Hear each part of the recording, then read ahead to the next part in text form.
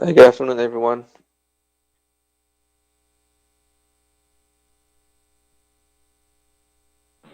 Good afternoon, Attorney Rob. It's already 2:13. Let's call the meeting to order, please. Meron ba tayong quorum, Secretariat? Yes, sir, we do have a quorum, sir. Yes, sir, we do have a quorum. Yes, sir, we do have a quorum.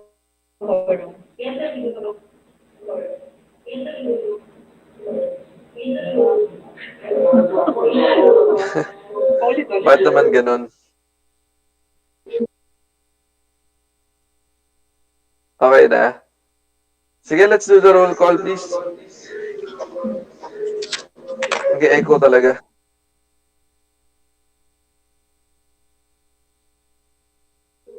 Good afternoon, everyone. This BAC CHARLIE meeting is being streamed online via the CAAP YouTube account. Please acknowledge once your name is called. Our presiding officer, Attorney Roberto Martin Bonaventura, Present.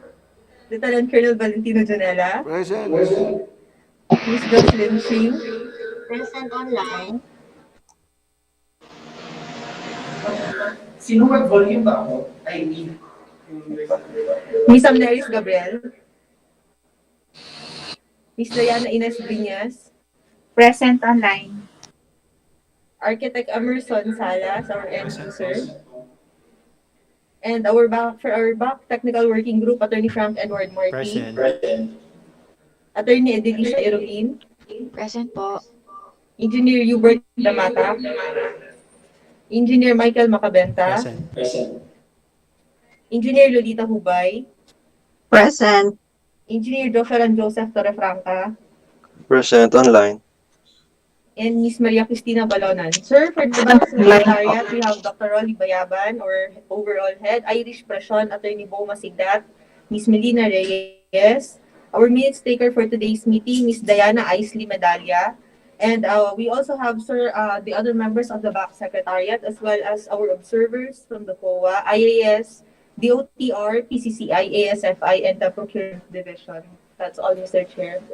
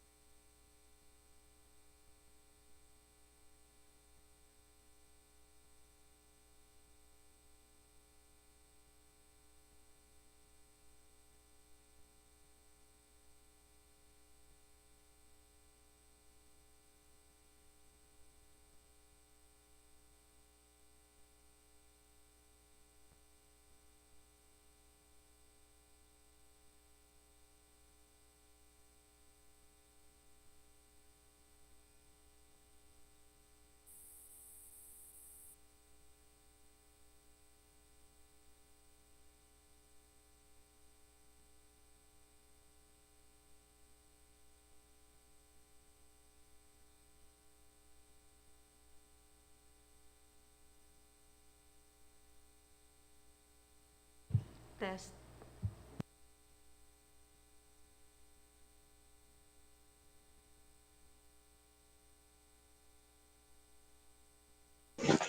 Okay, apologies. Nawala ako. Okay na yung roll call, no? Attorney Irish. Sir, we have Ano yun? Sir, we are Sorry. having so, Okay. Mr. Chair, can you give us a minute or two? We are just fixing our audio here at the conference room, sir. Sige, actually. Nawala din ako. Akala ko ako lang. Sige, go. Go ahead. Thank you, sir.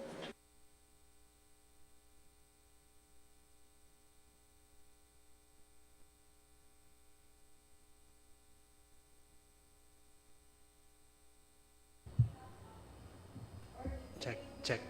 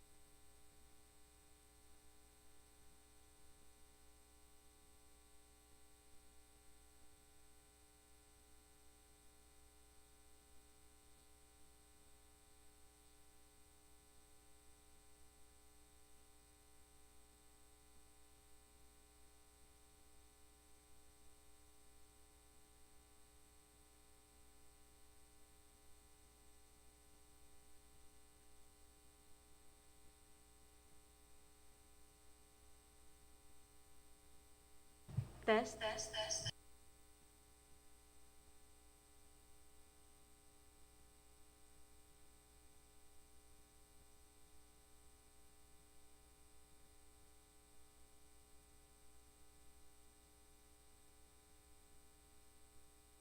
Test mic.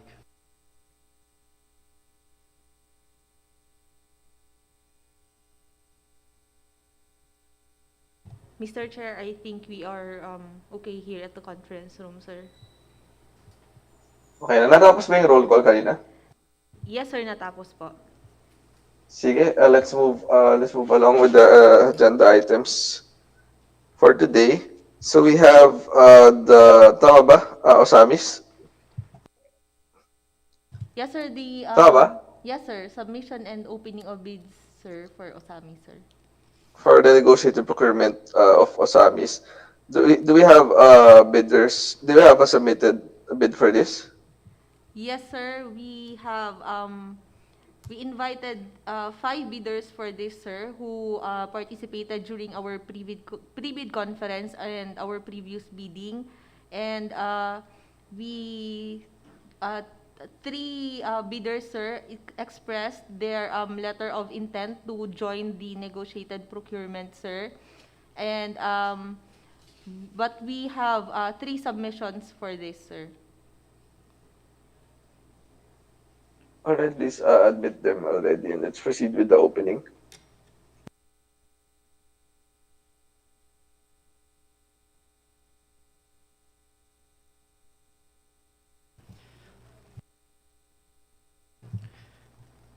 To all our bidders, good afternoon. Welcome to the opening of bids for the negotiated procurement under two failed biddings for the project construction of new passenger terminal building, phase 2 at Ozamiz Airport, amounting to 222,023,935 pesos and 37 centavos.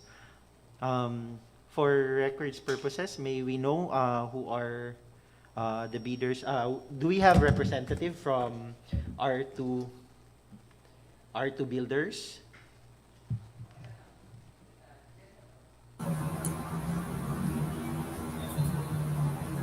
Representative, please. Ma'am, sir, good afternoon. For records purposes, can you state your name and the company you represent, please? R2 builders. Yes, good afternoon to everyone. I'm Rosalie Bernabe from R2 Builders. Thank you. Thank you, ma'am.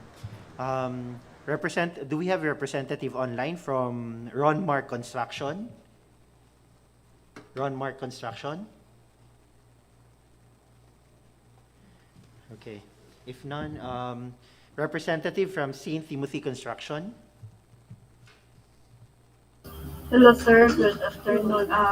I'm Edwina Solusod, representative from St. Timothy and Abbey Builders Joint Venture. Good afternoon, ma'am. Welcome.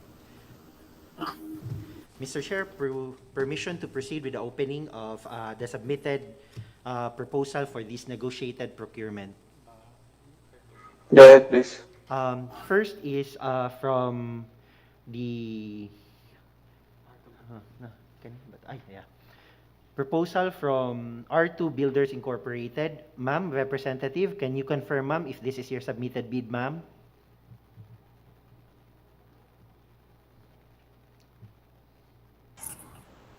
Hi, sir. Yes po, we are confirming that it's our bid. Thank you, ma'am.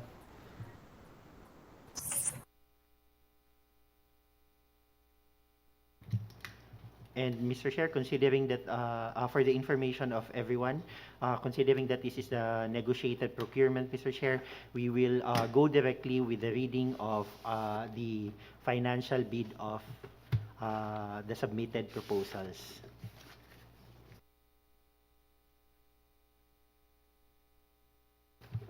Inside the main envelope are 2 envelopes, the financial and the technical component. And we will proceed with the opening of the financial. Yeah.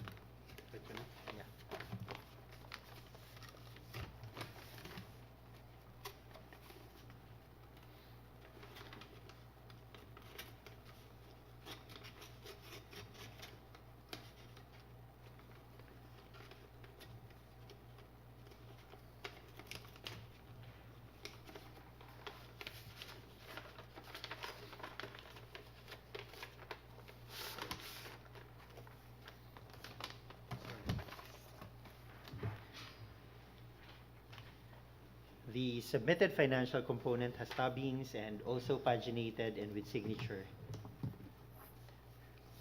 For the financial bid of R2 Builders Incorporated,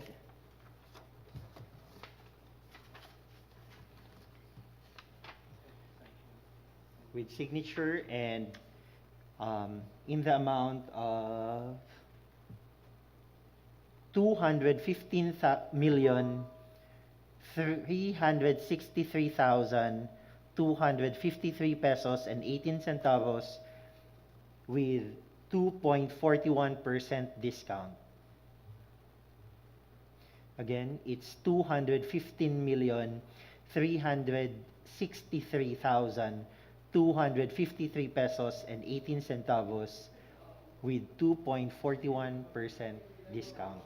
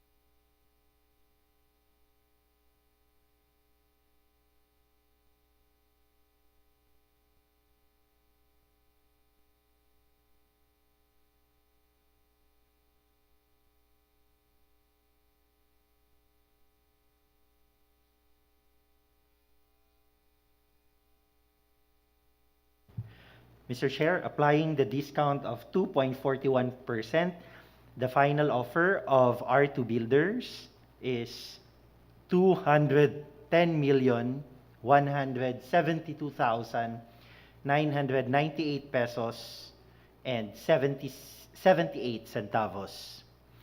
210,172,998 pesos and 78 centavos. And this is within the ABC. Pirmahan na lang.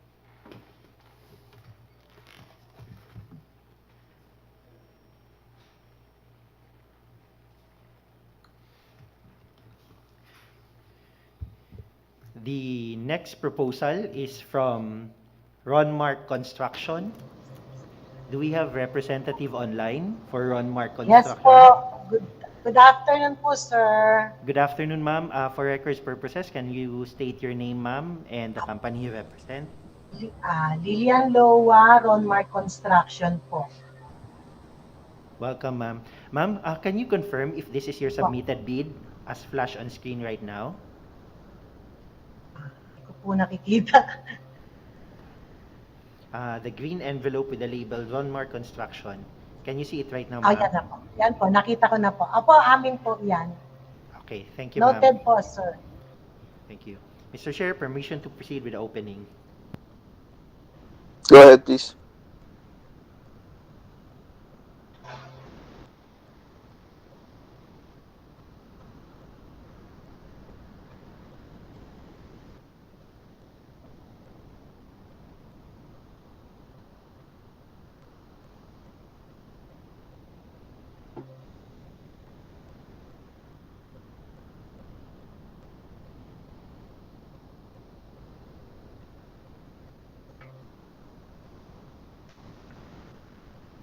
Inside the main envelope are two envelopes, the original bid and copy one.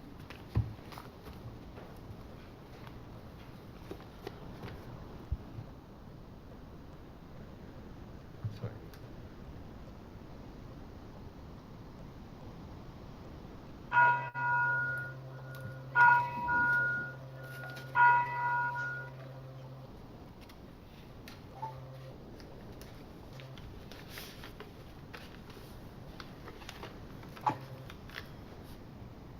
The original submitted envelope contains the legal component envelope original and the financial component envelope original.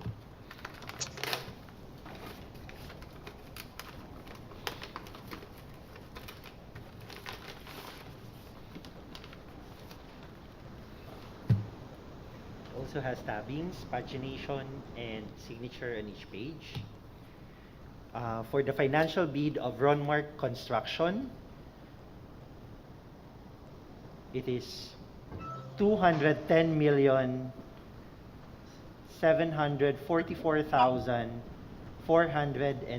Yes po. centavos with no May meeting discount lang and ako. within the Bakit po? ABC. Mamaya ka.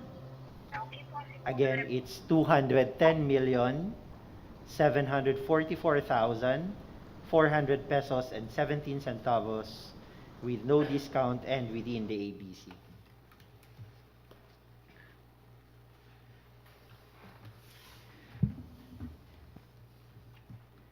The last proposal is from St. Timothy Construction Corporation in joint venture with Abib Builders Enterprises joint venture. Representative from St. Timothy, please, can you confirm, ma'am, if this is your submitted bid proposal?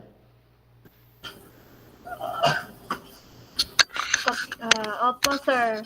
Confirm po. Thank you, ma'am. Mr. Chair, we will now open the document, the submitted document. Go ahead, please.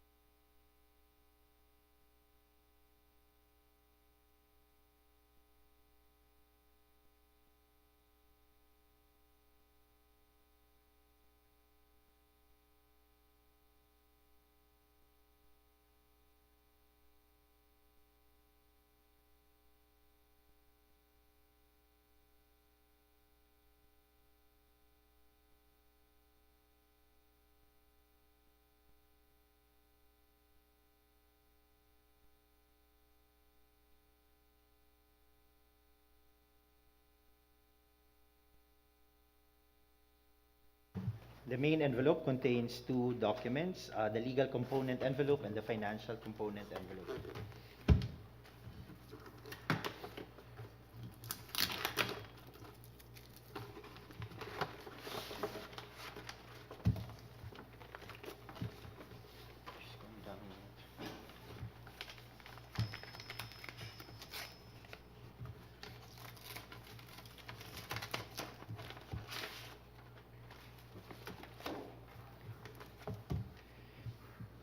The submitted financial component of St. Timothy Construction in joint venture with Abiv Builders has tabbings, pagination, and signature. For the financial offer of St. Timothy Construction in joint venture with Abiv Builders,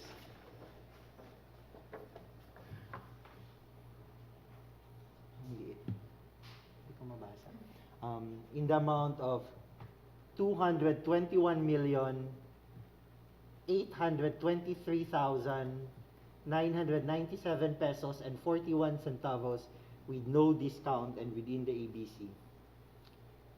It is 221,823,997 pesos and 43 centavos.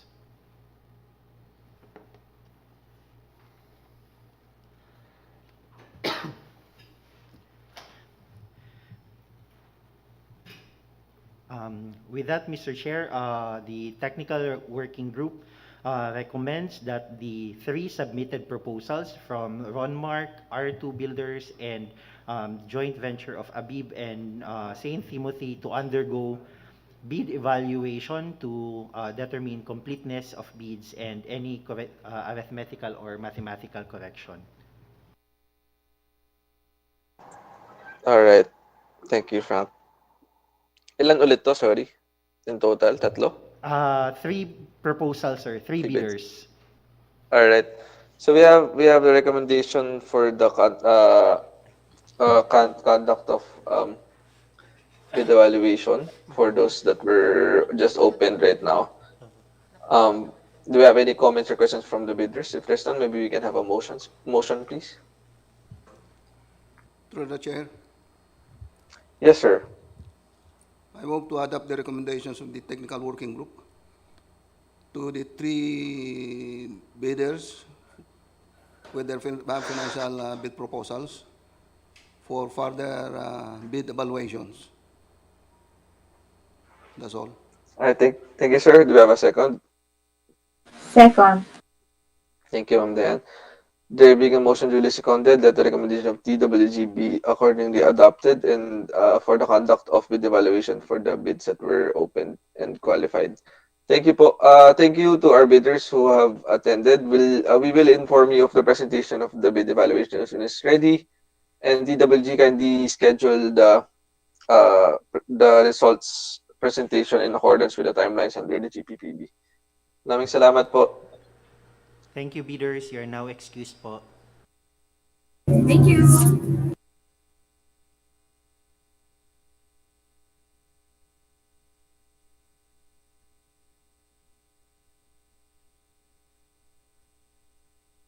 We are already cleared, Mr. Chair.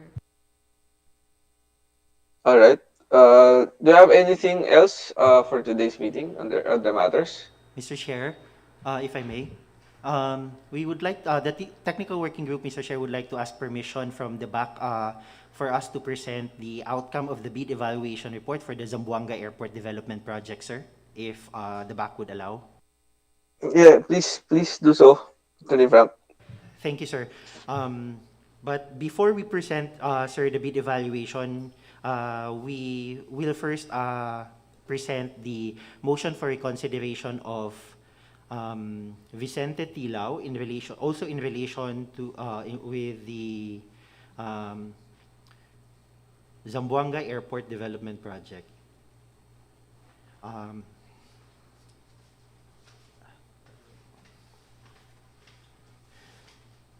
So in your screens right now, sir, is the letter of Vicente Tilao. It is dated January 10, and they address the letter to the chairman of the Bids and Awards Committee, Charlie, which is who is Captain Donaldo A. Mendoza.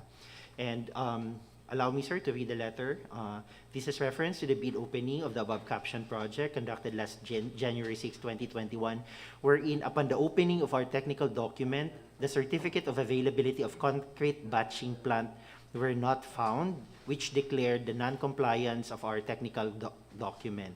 In view thereof, may we request your kind consideration to open our technical document, since certificate is only minor requirement. Our list of equipment pledge for the project, we attach concrete batching plant model ORU Rome 4A2 with 100 cubic meter per hour capacity as proof. We have available concrete batching plant. We will put up near the airport vicinity if awarded the project. If our bid proposal is open, it will translate to substantial advantage to the government since it is below the 9% ABC. We hope that the BAC will consider in waiving the preceding minor defect. And the letter is signed by the General Manager, Mr. Vicente Tilao. For the technical working group, Mr. Chair, it is hereby recommended to deny the motion for reconsideration of Vicente Tilao on the ground that the instruction to bidders, ITB Clause 10.5, expressly provides the requirement, which is the certification from the bidders or contractors that the concrete batching plant that will be used is owned under lease or purchase agreement, and the same shall be brought located within 50-kilometer radius of Zamboanga airports. And also provided in 10.5 that bids not complying with the above instruction will be disqualified. Further, Mr. Chair, the checklist of technical and financial document reiterates the submission of said requirement, and thus such requirement, though it may appear as a minor proviso, is a mandatory requirement, Mr. Chair. So with that, Mr. Chair, we are recommending for the denial of their motion for reconsideration for approval and consideration of the committee, sir. All right, thank you, Attorney Frank. Do you have any comments or recommendations from our members? I think the presentation was pretty complete in itself, and it is a mandatory requirement after all. Uh, do you have any objections? If there's none, maybe we can have a motion, please, regarding this proposed action. Thank you. Through the chair. Yes, sir. I move for the recommendations of the technical working group for the denial of Vicente Law with regards to their motions for reconsiderations for not complying the requirements of the for not complying with the requirements. That's all. Thank you, sir. Do you have any second? Second, sir. Thank you, Ma'am Joyce. With that, Attorney Frank, let's already deny this accordingly and issue the necessary letter reply to the motion for reconsideration. Thank Yes, you. yes, sir. Thank you, sir. I will now. Okay, let's proceed. I will now proceed, sir, with the presentation of the bid evaluation. So, on behalf of the technical working group, here is the I will be presenting the output or the outcome of the evaluation conducted for the project Zamboanga Airport International Development Project CY 2021. So the ABC for the project is 230,164,511 pesos and 72 centavos, and the bids were opened last January 6. So for the background, initially, 6 bidders inquired and procured, purchased bid documents and for this project. However, only 5 bidders submitted their bid proposal within the prescribed period. The submitted bid proposals were opened and checked in the presence of bidders' representative, and during the opening of bids, a preliminary examination of submitted proposal was conducted using the non-discretionary pass-fail criterion. Only 3 bidders were initially rated as passed for having submitted the required documents specified in the checklist. Vicente Tilao was disqualified for failure to attach the required certificate of availability of batching plan, while Prime Gigabuild Construction Corporation was disqualified due to absence of signature in the bid securing declaration. By the way, Prime Gigabuild did not file, although during the opening of bids I manifested that they will file motion for reconsideration, but they failed to do so within the prescribed period, and as of date, they haven't filed their MR. So for the proposals, for those proposals which were initially rated as passed, the TWG recommended for the conduct of bid evaluation, and this was duly approved by the BAC. So here are the results or the findings of the evaluation. The submitted bid of RCDG Construction Corporation has the lowest submitted proposal, and after bid evaluation, arithmetical correction, the calculated bid of RCDG in the amount of 215,425,630 pesos and 15 centavos is the lowest calculated bid, and also a complete bid, which is also below the ABC of the project. The second being Jama Reconstruction, the calculated bid in the amount of 216,146,269 pesos and 46 centavos. It is also a complete bid with the second lowest calculated bid. So with this, by the way, the bid proposal of Alraf Construction Enterprises in joint venture with Z Construction joint venture was found to have submitted an incomplete bid for offering a deficient list of materials, labor, and equipment in the required item in the detailed estimates. So I will be showing now the deficiency of Alraf Construction. So We require rubber tape. So they failed to indicate the quantity, no amount, and no units cost. Also, in uh, the item SPL1 mobilization, demobilization, this is supposed to be one lot but they indicated um, different, quantities in each item with unit and prices, which is not in accordance with the form. So, um, in view of the above findings, the technical working group hereby recommends the following. Number one is the bid proposal of Alraf and Construction and Enterprises in joint venture with Z Construction be disqualified for offering an incomplete bid. Sorry. While the bid proposal of RCDG Construction Corporation is recommended to undergo post-qualification process, being evaluated and considered as the lowest calculated bid in the amount of 215,425,630 pesos and 15 centavos for the Zamboanga Airport Development Project, CY 2021, for consideration and approval of the committee, sir, ma'am. Senator, can we just skip the recommendation page? Sorry, hindi ko mabasa. Anong name ulit nung pinapa, yung the one that's supposed to be disqualified? Sir, it's Alraf Construction Enterprises in joint venture with Z Construction. It's under Alright. number one, sir. Item number one. Yes. All right, thank you, TWG. So we have here a recommendation from the TWG for two items. Number one is for the disqualification of the aforementioned bidder for failing to comply with the submissions, and then second for the conduct of post-qualification for the bid submitted by RCDG Construction. Do we have any comments from the members? If there's none, maybe we can have a motion, please. To the chair, Yes po, Colonel. I move to the recommendations of the technical working group. First is for the disqualifications of Alraf Constructions Enterprise for offering an incomplete bid. And second is for the to undergo post-qualifications of RCDG Constructions Corporations. And secondly is for the,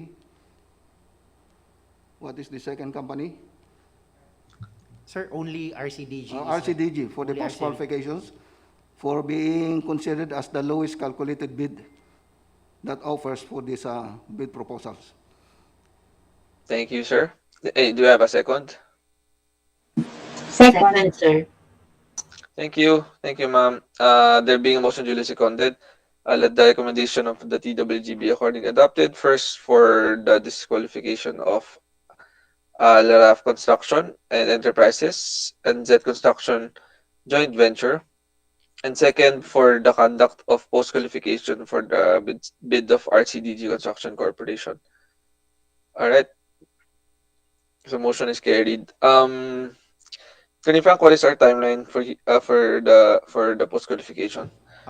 Wait, Sir, just to emphasize lang kasi because given the amount of the ABC, this needs to be presented with the board together with other projects that need to be submitted with the board for their approval. We only have February board meeting for these to be presented because by March there will already be a election ban.